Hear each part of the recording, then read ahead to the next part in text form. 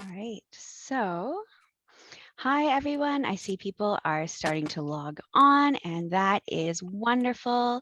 Thank you for coming out to tonight's Muskoka Libraries author event.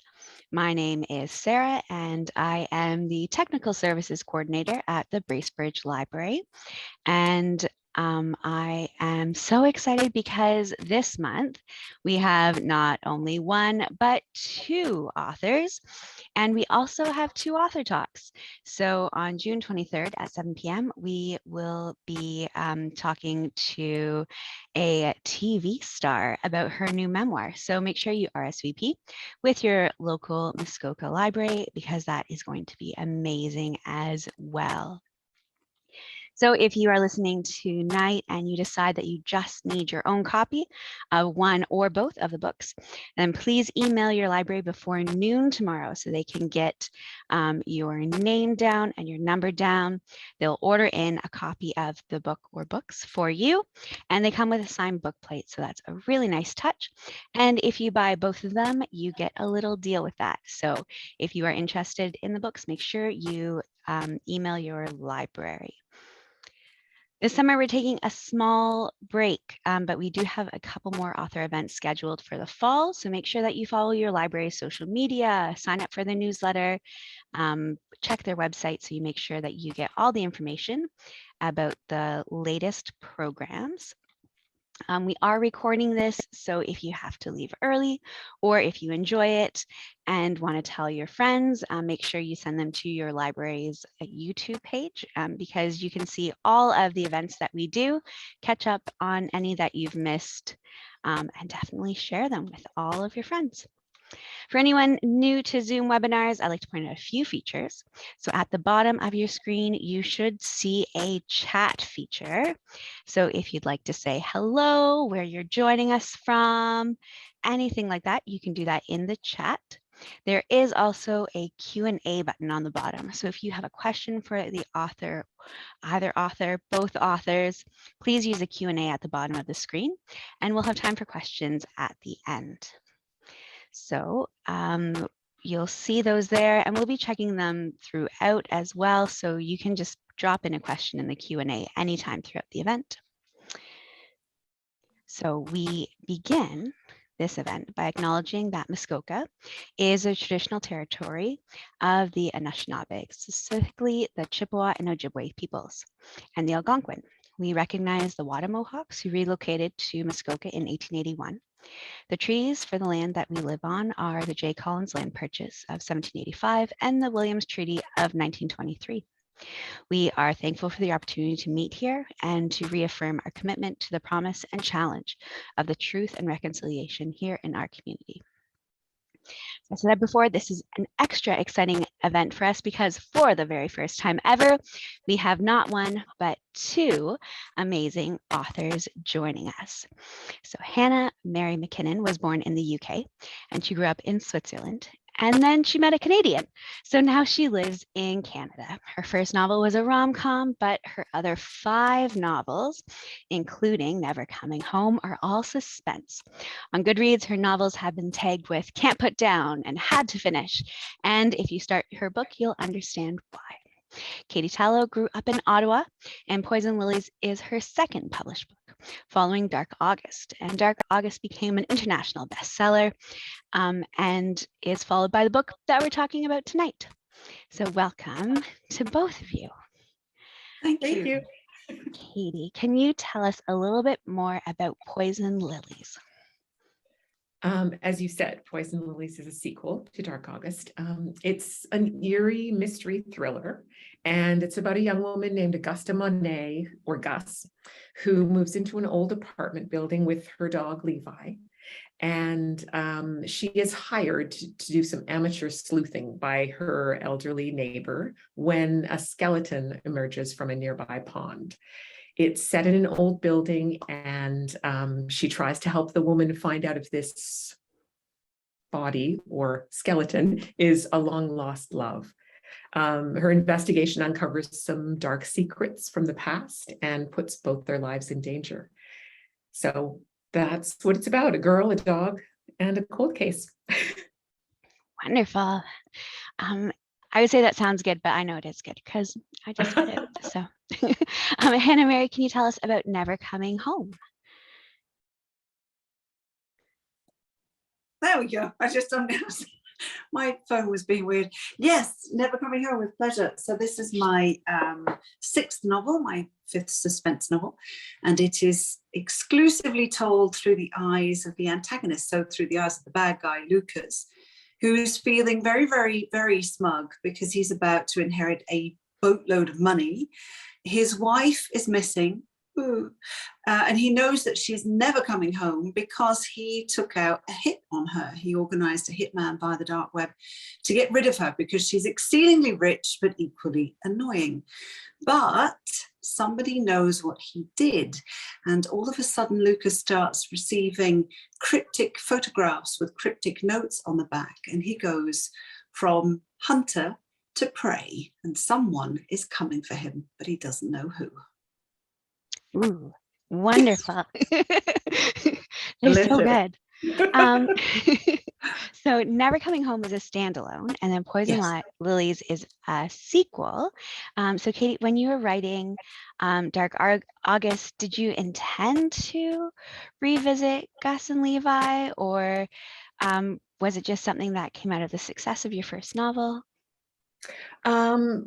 No, I didn't set out to write a series when I was writing Dark August. And of course, I started writing my next book before it came out. So, I didn't know it would have be so well received. So anyway, I just finished Dark August and I really missed Gus and Levi. And another story idea came to me, and I thought I could incorporate them and continue their story, because Gus, I sort of felt like her backstory was what Dark August was all about. It's a lot about her uncovering the truth of her own mother's death. And, it has a lot of flashbacks of her childhood. And I felt like it was a story that gave you a glimpse into what made her tick. But then I wanted to take her story a bit further. I wanted to give her a chance to come into her own as an amateur sleuth. And so a case falls into her lap that isn't as personal for her, but it gives her a chance to be hired as a detective. Wonderful. And Hannah Mary, you have I guess 5 suspense books. So where do you get your inspiration for your books, and where did you get your inspiration for Never Coming Home? The inspiration is generally a news article or something that I hear, say, on the radio. So for not always though. So for last year's book, You Will Remember Me, it was the story of a gentleman who went missing off a ski hill in Lake Placid and showed up in Sacramento 6 days later with amnesia. And I found that just absolutely fascinating. So that was the kicker for You Will Remember Me. Sister Dear was something really innocent. It was the story of a woman who was being interviewed by CBC Radio, who had found a wedding ring at a playground, and she was trying to find the rightful owner via Twitter. And my first reaction was, oh, that's so nice, followed by murder brain kicking in, going, ooh, but what if she found the owner of the ring and they've got a much better life than she does, and she gets jealous and she starts stalking them? That's not quite the story, but there is a ring that features heavily, and it's a pivotal scene, so I guess it's no wonder. So it's generally something really nice that I then turn into something terrible. But for the neighbours, the first one, we live on a courtyard. 2 houses went up in quick succession, went up for sale. And I was just standing there looking out the window thinking, who's going to move in? What if it was an ex-boyfriend? Oh my God, wouldn't that be awkward, depending on which one it is? All of them awkward. So that was the neighbours. But specifically for Never Coming Home, it was a bit different. It wasn't a news article. It was very much character driven. So I really, really love movies and books where you root for the evil person, despite knowing you shouldn't. Not a love to hate situation, but more of a hate to love. You're rooting for them. You know you shouldn't, but you can't help it. And I wanted to see if I could pull that off. I wanted to see if I could have a person do something really, really bad, as in hire a hitman on the dark web to get rid of his wife, but to have the reader go along for the ride and almost want him to get away with it. So it was a different experience. It was more character driven. You sound a lot like me, Hannah, and I think you're probably at dinner parties, like looking at people and coming up with stories about them and thinking terrible things about them. Occupational hazard. Yeah, I think we did an author talk with Linwood Barkley, and he said the same thing. He looks at a news article and says, how could this go really, really wrong? Yes. And that's, yes. and then it's a book. And his what ifs are extraordinary. I remember I can't remember the name of the book, but one of them was Trust Your Eyes, where it's about Google's about Street View, and someone's looking at Street View and sees a still of somebody being murdered. I thought, why didn't I think of that? It's just so brilliant. He always has extraordinary what if scenarios. He's a brilliant writer, Linwood, and a lovely person as well, to boot. I love the idea, though, of kind of playing with the readers a little bit. Although, I mean, it's hard because then you're reading, and that's what happens. You read the book and you're rooting for him, but you also can't root for him. So yes. But I feel like that's the beauty of it too, though. You know, Lucas is sort of, he grows on you. At first you're like, oh my God, how he's already admitted what he's done. And how could I like him? But he's kind of charming and he's kind of funny. But then there's layers of him that kind of come off and you realize, oh my God, he's so arrogant and he's so blind. And then you realize, wait, am I the one being blind? Wait a minute, he's playing with me. It's like this constant mind it mess. was fun writing from the antagonist's point of view. Do you think you'd ever do that, Katie? Do you think you'd write from the bad person's point of view?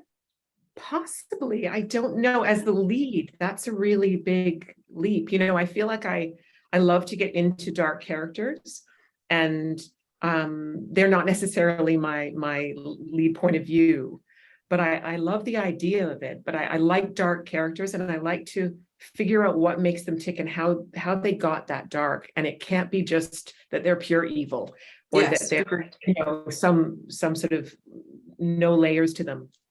I love that there could be a vulnerability to them, or you know, something that's a little bit relatable.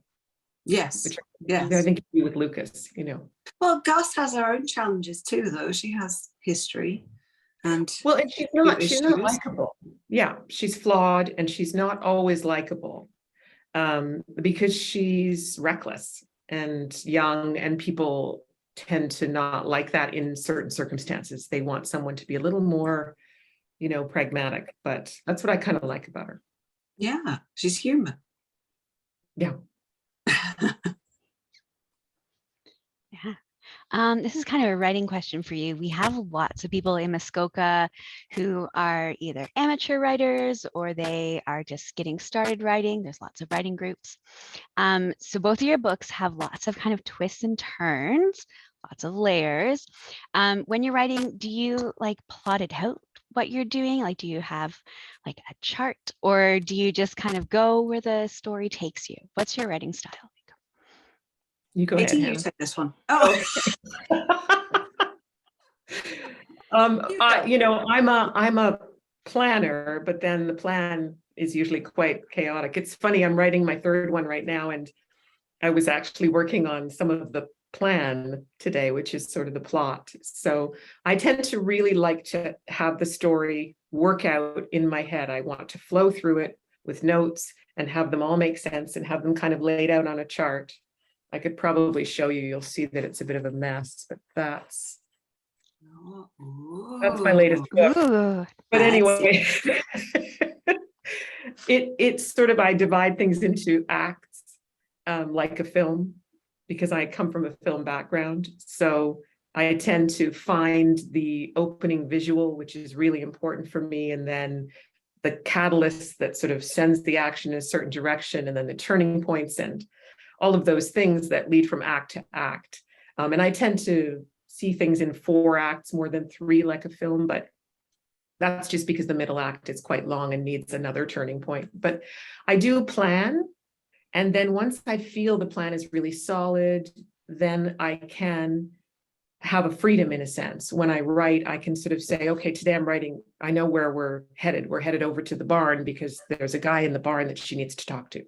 But I don't know what's going to happen necessarily. I know what I need to get out of the scene, but often things come up and the characters start to grow, and then they shift the scene and you realize this is going to be a conflict scene. And I thought it was going to be, they were going to get along, but they don't. And so, and then there's freedom also, I think, in then when I'm walking around in my life, if I'm in a book like I am now, and something comes to me, I can make a little note and put it in the right place so that I can then, even if it's a mess, I can then deal with it later. It hasn't disappeared, which is somehow a way to harness it for me. So it's kind of chaos, but there's a plan. Structured chaos.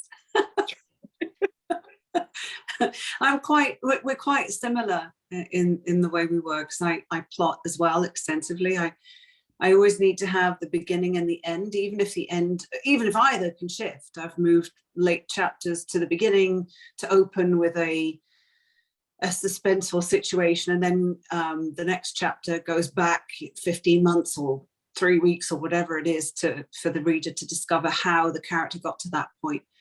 But essentially I plot, I have a whole system where I break my idea, well, my idea's beginning and end, and then I imagine it like a river. I need to cross the river. I'm on one side and I have to get to the other side, and I can see the other side, but I don't know how to get across. So I start breaking it down into beats, like a movie, and Save the Cat, which is a screenwriting book. So I use that method. So I just think about, okay, say that again. Save the Cat is great. It is, and there's Save the Cat writes a novel, which I haven't read. But I use Save the Cat in combination with a course I took called Plot Stormers, which is with writershq.co.uk. Now, a word of warning to anyone watching this at home: their official logo is "Stop effing about and start writing," which really appealed to me and my sense of humor. They also have a secondary logo, which is "Stop faffing about and start writing." So if you are sensitive to language, this probably is not the course for you. I'll just leave that there. But it really appealed to me. They had me at their logo. They really did. And the course was brilliant. Sarah and Joe run writershq.co.uk. And it's a course you can take at your own pace. And I think I took it as I was writing Her Secret Son. So that would be book 3. But I used it to plot Sister Dear, which was book 4. And it was really revolutionary for me to break a story down into those beats. And I still use that method now. In fact, I'm just about to start my 9th book with that exact same method. So I break it down, and then same as Katie, I'll write. And if things will shift, I'm not married to the plot, because if it doesn't feel right, if I've thought, my subconscious has thought of something else, I'll go that way. And the ending might be what I had initially envisaged, or it might not. It depends on the book. Every book is a little bit different. I think you can definitely tell, because you've explained that so well, and because I've just finished the books recently, I can see that so clearly. You can see how it follows the movie kind of style. Like there's this like big hook at the beginning, and then you just have to read it. Excellent. Yeah, and it's just lots of action, amazing characters, amazing plot. So yes. Thank you. Both the books, are pretty different, but there are some similarities. And both of them kind of have a lot of focus about money and wealthy families and old money. Do either of you have any experience with kind of elite families, or did you get your information from other sources for this? No, I mean, that was a no to both, wasn't it? No experience with elite families. No experience with my great grandmother worked in service. So think Downton Abbey, but she was a scullery maid, So my great grandfather was a stoker on the Queen Elizabeth, one of the big boats. So he was on it, but he worked on it. So no, definitely not from money. Definitely no experience with the elite. I did work as an au pair, as a nanny for two very wealthy families, very wealthy, very wealthy families. But that's about it. So I made it up. A lot. Same. Although I have to say, my great grandmother was a maid in England. I just feel like Hannah and I are connected somehow. We're connected. And my grandfather was a chef on a ship. So there's really. Yeah. Wow. Honestly, we haven't met in person yet, but when we do, we're gonna have to clear our schedules because we're gonna have so much to talk about. It's gonna be ridiculous. Well, my mom's a Brit. My mom's from Derby. Right. Yes. So, that's right. But I don't have any experience either with the wealthy. I just like to have them as my evil characters. Maybe I really want. Maybe I'm really jealous or something. I don't know. No, I think for me, what it is the stakes are really high, right? If you have a lot, you have a lot to lose, and your influence can be expansive, and so that can be interesting to play with. And I deal with cold cases as well, and so history and that sort of thing is, kind of embroiled in all families, but it's more fun with wealthy families, I think. Definitely. Were they based off of, or I guess like, because you have at the beginning, like all the characters are made up. Is there any kind of ties to any of like the wealthy families in Ottawa, or was it just pure fiction? No. I mean, I've dirt. searched a little bit on the Muchmores because there's a school, Muchmore Public School, but it's just a name. I wanted names that were local names, but more historic. And no, it's not. None of it is based on anyone. But I like to sprinkle real places in there, real restaurants, real streets, Definitely. And real authors, because you mentioned our very beloved Louise Penny in your book. And she's definitely a library favorite. Yeah. Are either of you reading anything right now that you can recommend to people other than each other's books? Other than I was going to say other than each other. Wait a minute. Because that's obvious. Well, I don't know. I'm reading The Tobacco Wives for book club by Adele Mayers, and it's really extraordinary because it's set in the 1940s, so it's just after the Second World War in the US. So there's rationing and stuff going on, but it deals with tobacco factories and everyone's smoking, and it feels. I'm a kid of the 80s. I was born in the 70s, but my formative years, I suppose, were in the 80s. And you'd go to the movies and you'd see people smoking in movies and stuff. And nowadays you don't see that anymore. People just don't really do that anymore.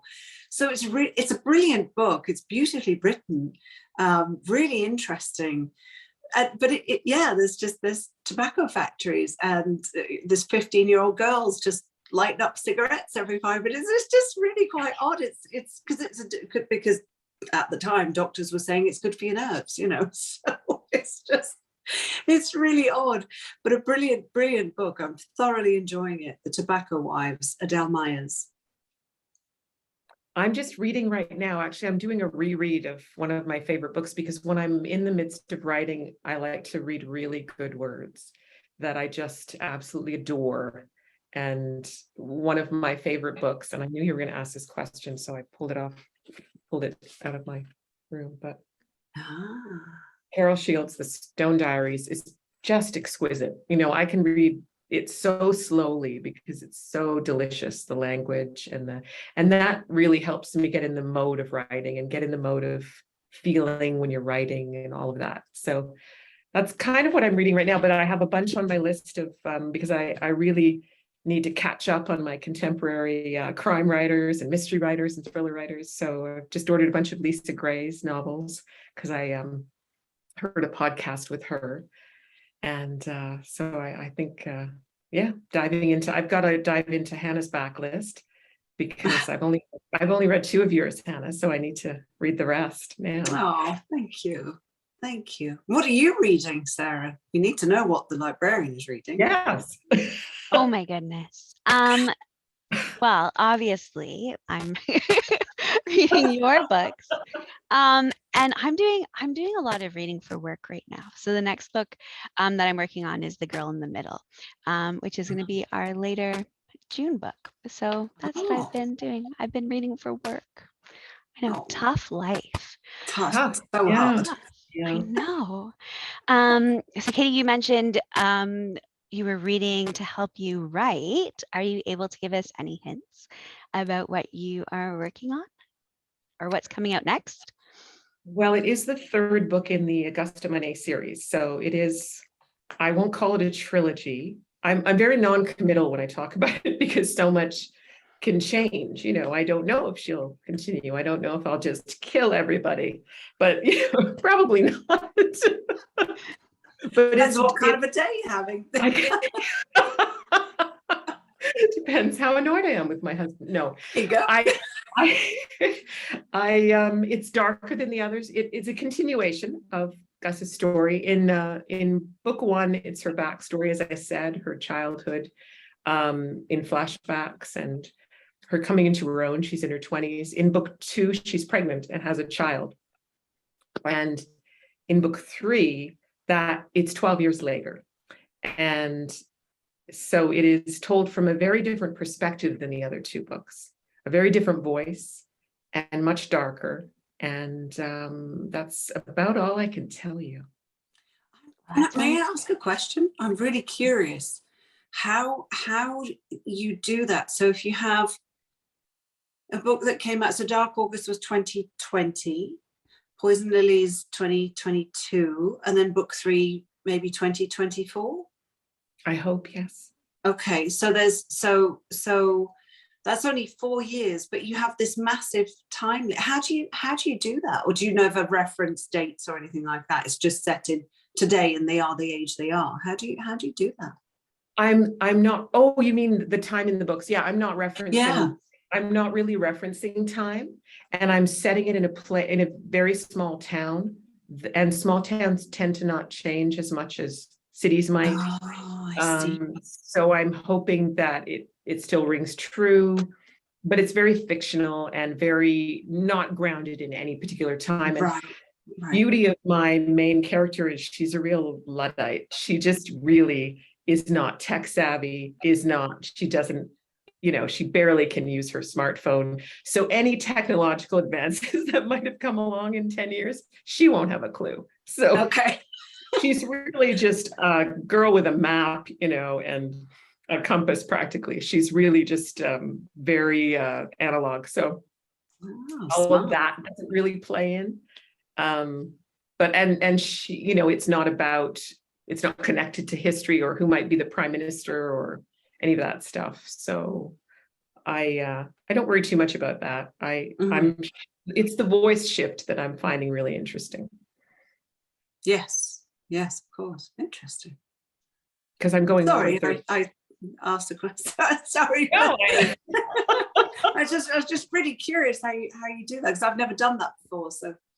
Well, I did have some dates in Dark August, and then we kind of pulled them away a little bit in Poison Lilies. And so we do know where we are. If you really wanted to go back and be meticulous about it, you could, because I do have dates in there. So you could say, yes, I know this is 12 years later. So I see.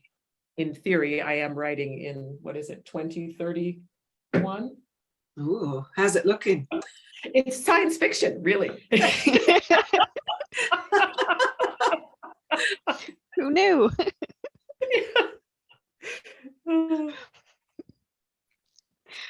Oh my goodness. And what are you writing, Hannah? So next year I have not one but 2 books coming out, which is going to be fun. So the first one is a thriller in the spring, and that it doesn't have a title yet, but it's about a therapy exercise gone wrong, an anger management therapy exercise gone wrong. So it's a standalone again. It's the story of Frankie, who lands in anger management. She has a few issues, and she writes a forgiveness list of the names of people she could work to forgive if she chose to, which she doesn't want to because she hates their guts. And when the list goes missing, she doesn't really think anything of it until the people on that list start getting hurt one by one. And the big problem is her name is on the list because her past self is the most difficult person for her to forgive. So now she's in trouble. So that one will be in the spring. On the list. Yeah. Her past self, yeah, and now she's in trouble. And then we have a much lighter read in the fall, which will be a return to rom-coms. My first one was a rom-com, but this is another rom-com under a pseudonym, Holly Cassidy. The tentative title right now is The Christmas Wager, where a real estate mogul, well, not mogul, a real estate developer, up-and-coming hotshot Bella, travels to the Colorado mountains, Maple Falls, where she is tasked with buying a building that houses a very old and crumbling and not doing very well Christmas shop. And the hunky electrician Jesse steps in to stop her, and they end up in a wager of who can beat whom at the local Maple Falls Christmas games, gets to either sell the building for a high price or buy it for a low price, and sparks fly. Nice. Now, 2 books. I mean, and I know you're a very busy person. You're so prolific and you support other authors with first chapter fun. And I mean, when do you write? Well, the Christmas book, I handed it in. My deadline was 1st of September. I said to Carolyn, my agent, that it would be probably end of June. Secretly, I'd aim for end of June, and secretly for me, double secret for me, it was May 23rd because this one was coming out and there's a lot going on after prom events. So I just gave myself a deadline and I wrote the thing in 3 months because I had to get cracking, and I wrote all the time. So yeah, it's been a bit busy. You don't have a schedule, you don't have or do you write daily, or do you find daily, and it depends where I'm at with the book. I mean, sometimes I think with the Christmas Wager, I wrote most weekends too, not all day, because I'd like to see my family, please. But certainly, yes, I do. I do write every day, and I write fast. And once I get going, my daily word count, my minimum is 2,500 to 3,000 words. Sometimes right. 4 or 5. That's quite rare. But for me, the worst part is the first draft, not the first draft that my editor will see. The first one for me getting to the end, the skeleton draft, where I've written basically what I've plotted more or less, and then I need to start layering and putting meat on the bones. I can't say I hate that part. That's not fair. I don't hate it. It's my least favorite part. My preferred one is when I'm starting the edits, when I'm starting to go through and layering and adding, and this is working and this isn't, and cutting and moving around. So I try and get the skeleton draft out of the way as fast as possible. Smart. Yeah. It's kind of like reading a book in a way. If you take too long with a book, you have to kind of go back. That's right.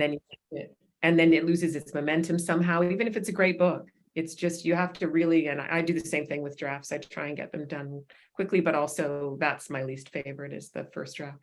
Yeah. There's something about the editing process where, and for anybody who's watching who is writing, nobody. I used to think that writers would get up in the morning and have a lovely coffee or herbal tea or whatever, and probably wear something flowy and sit down and effortlessly write words. And it's not like that. It's you don't write your first draft of anything. And we see this, my kids in high school and university, they have rough drafts, and there are rough drafts for a reason. You know, you do your rough draft and then you go over it again and again. Most of us will reread an email that we write, unless it's just thanks, exclamation mark. And even then, probably you'll just give it a quick once over. And it's the same with books. And there's just something magical that happens when you've done a few rounds of edits, don't you find, Katie, when it starts clicking and you're thinking, oh, I think this is working. Yeah. It's those lovely little layers, that you can, it's the sprinkles. No, it's really nice at the end where you can add those touches and then see something. Although I have had times where something great came along and it pulled a thread out that then had to be tracked through the whole story. Yes. So there is that danger, but that's part of the fun and finding those, and it's a little bit of investigative work sometimes. Yes. But I like it. I think you're right. Once the draft is there, then there's sort of a playing that's going on, really. You're playing with the word, you're playing with the story, trying new things, but really massaging it. And well, you can't edit a blank page. No, you've got to get words, no matter how bad you think they are, just get the words on the page and then work with them. It's like, I always compare it to somebody who paints, which I don't, or only very badly. But you never see, or maybe there are some, but those would be the exception. Generally, somebody who paints a portrait isn't going to start in the top left-hand corner and paint their way perfectly down to the bottom right and sign their name. They'll start, a face will be a U for the face and 2 dashes for the eyes, and L for the nose, and another dash for the mouth, and then they lay it. So it's the same with writing or baking. If anyone bakes, I mean, you make a mess first, and then you make something beautiful, and then you do the spun sugar at the end. You generally don't start with that, I don't think. But there's precision with baking that I think you can't quite mess with the ingredients as much as you can with writing. You can just be messy.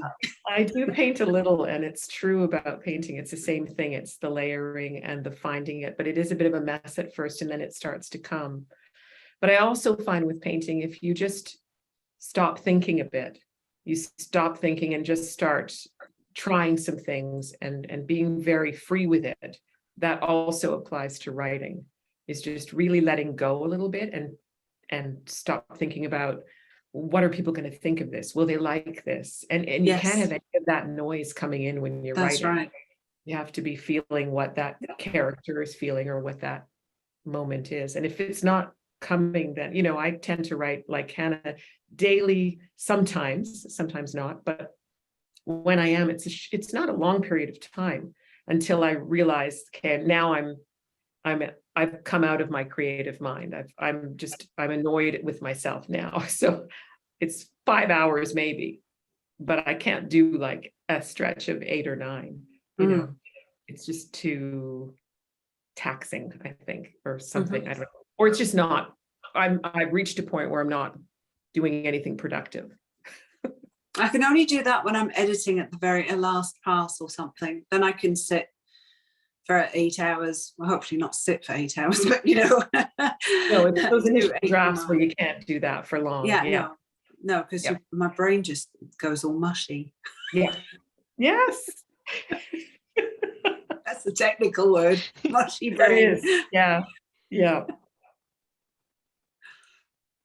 One of my questions on my list was, what's your advice for new writers? And that was amazing, because that was, there's so much to take away. Fantastic. Wonderful. So you guys have each read each other's books. Did you have any questions for each other about anything? Was there anything that like stuck out and you're like, oh, why did you do that? Or, oh, that was really cool that you did that. Tell us about your puppy, your dog, not really a puppy, but tell us about the link with your dog in the book and your dog in real life, because I know there is one. Yes, well, Levi was alive at the time of my writing the first book, Dark August, and he was just by my side, my little buddy, and kind of my writing buddy too, because I would be writing and he would be there, but then we would go for walks. And another piece of advice I would give writers is walk. Without headphones on, just walk. I would walk outside, and if I had a plot issue, and untangle it on a walk. You know, it's a really great way to find ideas. But Levi, yeah, became a character in the book, and Gus doesn't really want him at the beginning, and I made it so that she couldn't resist him. He's just so lovely, and he's an old dog. And Levi wasn't particularly old; he was only 6, but unfortunately, he didn't live to see the publication. Not that he would have noticed, but you know. But he lives on in the books, you know, so I couldn't get rid of him. So he's even older in Poison Lily, but he's hanging in there. So that's such a lovely tribute. I love that. Yeah, and I think he adds a lot to the books because it's quite dark and it's quite tragic in some ways, and she's very much alone, but isn't really alone because she has him. And he's along for the ride. They go on a lot of road trips and he goes along. And I did get an angry message from a reader who said, you left the dog in a hot car on a summer day. Uh-oh. Which, you know, in the book I did, but it was fiction. So I didn't actually hurt the dog, but, but she was right. I shouldn't have done that. But Hannah, I have a question for you about Lucas. Is he a little bit based on your husband? Oh. Which I don't mean to say that you're her. Maybe he's based on me. Personality. I think there's a lot of you in there. There always is, right? I would say that Lucas's sense of humor is pretty dark, and it's very much mine. I think just the sense of humor, though. I've never. My grandmother used to say, she said, "I've never thought of divorce, but I've often thought of murder." So that she used to make up stories too. She used to tell my sister and I and me stories when we were little. So, but no, I have I think in probably the one that's based on Rob the most would be Josh in Her Secret Son, although Josh has an alcohol problem, so I hope Rob isn't watching this because that's not true. Has he read your Never Coming Home? No, so no, not yet. He listens to them on audio. Okay. He's not a huge reader, but he always listens to them on audio, which is really fun. And he was driving back from New Brunswick last year, and he listened to You Will Remember Me. He'd gone to see his family, and he's driving back. And he calls me from one of the service stations, and he said, "So I finished You Will Remember Me." I said, "Uh-huh. And what do you think?" And he said, "I think I'm just going to keep on driving and go past Oakville and just keep going because you're weird." So I don't know what he's going to say when he reads Never Coming Home. But one of our boys, he reads all of my books, which is really sweet. He's 17 and a half, and he read Never Coming Home. And he came downstairs. There were two things. He came downstairs into the office and he said, "Mum, Dad, I'm worried about you, Dad." "Why? Why?"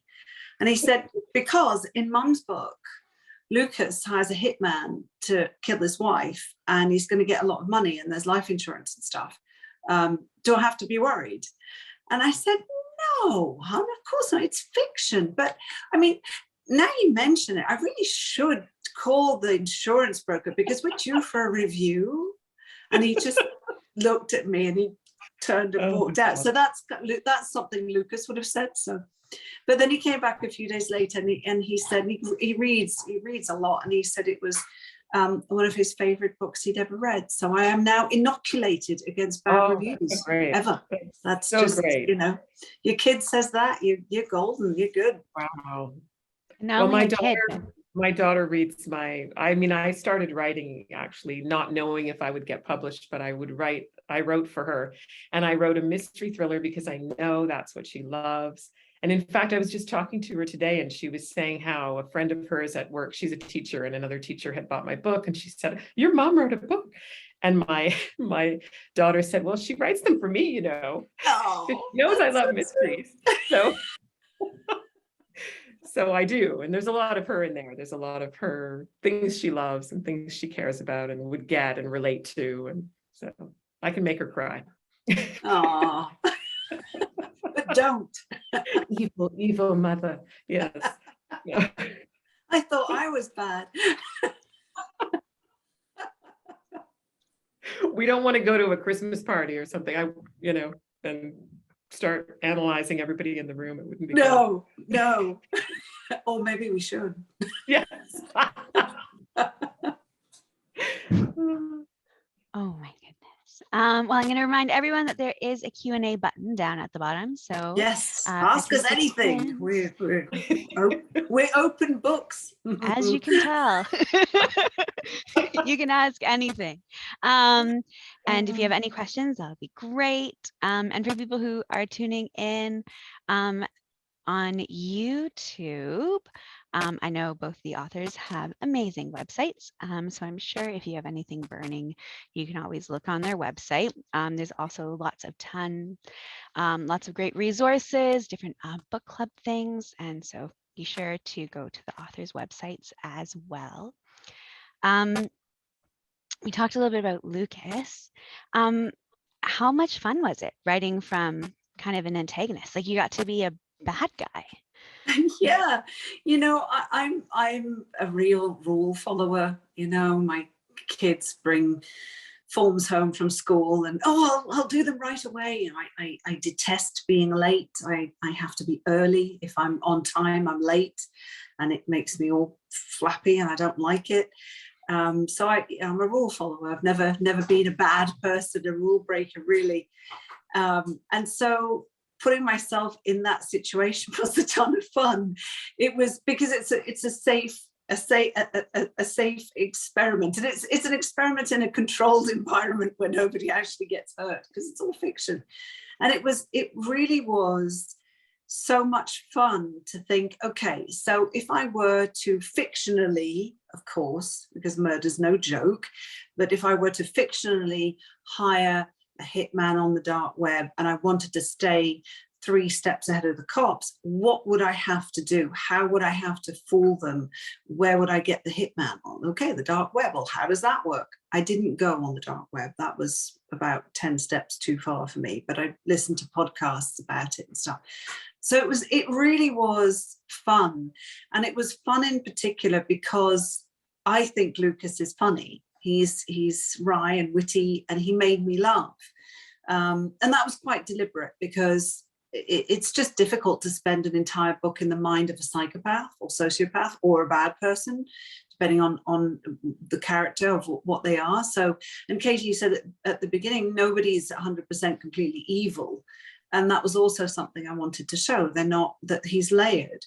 But it really was a joy. And his voice, we talk about characters' voice, and when we're writing, and what they sound like, and how they act and what they do. And it was almost as if he pulled up a chair next to me when I started writing chapter 1, and he just leaned in and he said, "Go on, tell them my story. You know what I sound like. You know what I'm like." And he was just present. Whereas Josh in Her Secret Son, it wasn't until the later stages of the edits, I remember that finally I realized what he sounded like.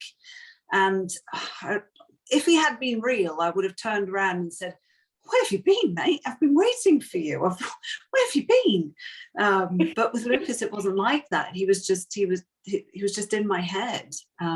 So it was tremendous fun, and I would love to do that again. I'd love to write from an antagonist's point of view again. It really was spectacular fun. Well, maybe a female. Yes, indeed. For you. Kids will be really worried. Yeah. Is there, I mean, other than Never Coming Home, which people can purchase from their local library if they get an email in by tomorrow afternoon. Um, do you have a favorite book? Is there somewhere where people should start when they're reading your books, or? They're all standalone. So if they want something about sisters and relationships with sisters going awry, it would be Sister Dear. Amnesia thriller is or psychological thriller would be You Will Remember Me. More sex and swearing in The Neighbours. And Her Secret Son was a really interesting one because it was the first one where I wrote it exclusively from a man's point of view. And it's the story of Josh, whose partner dies of 5 years, leaving behind her 7-year-old son. And Josh wants to organise legal guardianship for him, but can't find the birth certificate. And then all the questions come up about why. So it's all family stuff. There's lots of family relationships and dynamics and in there. So I'd be thrilled if anyone picked up any of my books, honestly. That would be tremendous and lovely. Thank you. Has it come up ever that you would want to write a series of some sort? You know, I've been asked a number of times if there's going to be a sequel to Sister Dear and Never Coming Home. You Will Remember Me in particular. But I don't think they, in a way, you could, but sequels are really tricky because you have to have a really good idea. You have to have enough reader appetite and publisher appetite. The reader appetite needs to be people who read the first one and enjoyed it. And it also has to be a standalone, because otherwise you're really limiting your audience. So I haven't felt that desire. There are a couple of, in the one I'm writing, no, I tell a lie, the one I've written for next year, I brought back a coffee shop in Portland. So in Sister Dear, there's a coffee shop called Jake's Cakes. And I thought, oh, well, this one's set in Portland. And guess what? They're going to go back to Jake's Cakes. So if anybody read Sister Dear and then happened to read the one coming out next year, they'd see the connection. It's not a real place. I just made it up. But otherwise, no, I've never... Yeah, just the world a little bit, little things. But otherwise... I haven't had a character yet where, and my endings don't necessarily lend to well, I mean, you know, we'll just skip over why, and you have to find out for yourself. But I don't have a main character that I'm dying to continue on through a series at this point. I wouldn't mind doing something again with Lucas though, because he was fun. But that's all up in the air. I have no idea. And you, standalones, Katie? Probably. You know, I'm sort of like the way I plan a novel, I plan my career, right? There's a plan, but it's kind of whatever. It's chaotic too, you know. They should have a plan. Go with the flow. Well, sort of. It's funny you say all those things about a sequel. I didn't really think of those. I just started a sequel and then went, oh yes, you have to kind of connect the two, and oh, this should stand alone though. And these are all conundrums you work through as you're, which was a fun challenge, you know, to work through as you're coming up with a story. And it has to be a story that is, you know, stands on its own too. And that's why I liked that she was sort of had solved a mystery that was important to her and very personal, but she's not a detective, but she happens to share that history with her friend. And then when her friend needs a detective, well, who does she turn to? So it lent itself nicely to her helping someone else and not making it so personal, although it's always personal for her because she goes into the past and that's where everything's chaos for her. But I think, yes, standalone for sure, you know, because sometimes I think an idea is just, you know, you come up with this wonderful premise or idea and that's going to be a novel that stands alone. You just know it. I'm not sure, you know, it's Lisa Gray was the woman that I was talking about, and the premise of her novel was that she's a detective who investigates missing persons. And then in the first novel, she's a series of novels, but in the first novel, she has this great idea that I thought was wonderful. And it's that she realizes or comes to discover that she's actually a missing person. Oh, never knew it. but 20 years ago she was kidnapped, you know, and Wow. her whole life is a lie. That would be a bit of a I shocker, thought that was wouldn't a it? great premise. That's amazing. Yeah. Mhm, Wow. mhm. Yeah. So that's how she launches her character, I guess, Mhm. into a series.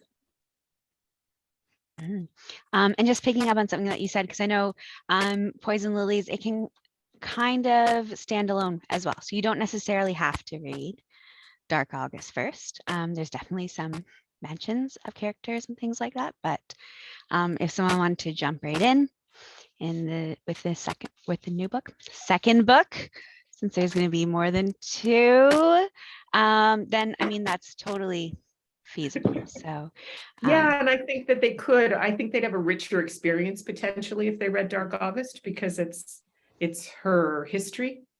So you have that whole richness behind what you're reading. But no, I think you could also, I've had a lot of reviews say that reviews from people who didn't read the first, and they understand the character just from what they're saying in the reviews. I can tell they get her, and it still worked for them. So and then you can go back and read the first one. Right. well, that's what I'm hoping, you read that Poison Lilies, if it's the first one you discovered, you'll go, well, I have to read Dark August now. So And then number 3 when it comes out. Mhm. that's right. Right. We have one question from Wendy. She says, in my work in progress, I have 3 voices: the protagonist who is in trouble, a man she suspects who becomes a love interest, and the evil antagonist. Is 3 voices too many? No. In The Neighbours, I initially had 3. And I remember my editor sending me the structural edits. So this is the big edits, the letter we're all going, oh, what's she going to think? What's he going to say? And she said, she picked up on one of the characters. So it was one of the neighbours, funnily enough, called Nancy. And she said, I think Nancy needs her own chapters. And I, of course, freaked out because I'm thinking, where am I going to put them? What are you talking about? How am I going to do that? And I asked her, don't you think 4 voices are too many? And she said, no, the story needs the amount of voices that it needs. The trick is to make them distinct. So I'll take The Neighbours. That was 3, 4 points of view. You Will Remember Me was 3. In The Neighbours, 2 of them were the bulk, so the husband and wife, but then they had their 16-year-old daughter who wrote in diary form, and there was a specific reason why, which I won't share, I'll spoil it. And then Nancy, the neighbor's wife, she didn't have that many chapters. The important thing is that they serve a function. Think about why do you have multiple voices? What is the point of that? And make sure there's a reason for it. And make sure that they are distinct, that they sound different in some way. And there are different ways of doing that. Some people will write present tense for one, past tense for another, third person for one, first person for another, or mine were all first person, but just sounding different. They just talk differently, like people do. So I think that the most important thing is really why do you have 3? Her Secret Son, I plotted it with 1, and then I added in 1 at the end, and I thought I was being clever. And my editor said, did you add this second point of view characters chapters at the end? And I said, yes. And she said, gotta go, take him out. And the weird thing was, it was only about 10,000 words, so it wasn't a lot. But the really odd thing was, when I got rid of those chapters, you read the rest, you couldn't actually tell that they'd been in there in the first place. So that would be my advice, is to really figure out why you have them in the first place, and make them very different. They have to have a reason to be there, like everything else in a story, and carry their chapters and move the plot forward. And there's nothing wrong with helping a reader by having the chapter named after that person. Definitely. So that you're constantly aware of where you are and giving them that assistance. But 3 voices sounds like it could work. There's no reason it couldn't. it's, you know, I think if you've got a story that you feel needs to be told that way, have at it. You know, I mean, there's no one way to tell any story. Mhm. I think whatever feels right to you. Gone Girl was, I believe, two voices, you know, Two. Yeah. his, hers. Yeah. But yeah, it sounds intriguing. Wonderful. Well, it's 8 o'clock. That went by Already? so fast. I know. So thank you both so much. I know that people will be scrambling for your books. So for anyone who would still like to order it, you can pre-order the books from the library. Just call or email your library before tomorrow afternoon, usually around noon, and we send in the order with however many people. And there's a deal if you get both of them, and they're both amazing, so you'll want both of them. And if you are looking at reading other books by either Katie Tallo or Hannah Mary McKinnon, you can do so at the library. We have some e-copies, we have some print copies, and I'm sure we can interlibrary loan anything else that's missing. Tell your friends. Yes. Can I say something really quickly that people might not be aware of? The public lending rights, and some people don't know this, is that authors actually benefit from financially from people who borrow books at libraries. So when our books are in the libraries, the Canadian public lending rights, the Canada, I'm not going to say this properly now, am I? The Canada Council for the Arts actually pays authors when their books are in libraries. And some people have said to me almost apologetically, oh, you know, I read your book, but I got it from the library. And I'm thinking, fantastic, not just because great if my book's in the library, yes, that financially supports authors too, of course, that's lovely, but it's the whole community that libraries cater to. So support your local libraries, please. Quick PSA there. So don't feel guilty because you're borrowing a book from the library at all. And I don't know if everybody knows. You know? I don't know if everybody knows, but I'll let you know that Hannah's book is a bestseller right now. Oh yes, it is. Yes, it is. I think for 2 or 3 weeks now. What? So it hit list last week. It came out 2 weeks ago, so it was on the list last week, and then I'll find out tomorrow if it is again. I don't know. It's so great. It's so great. Thank you. Thank you. Wonderful. It's a good thing we booked you early. Yeah. Now or never. Now or never. Now or she's never coming home. Anytime. Well, yeah, we'll have you anytime. That's Excellent. easy.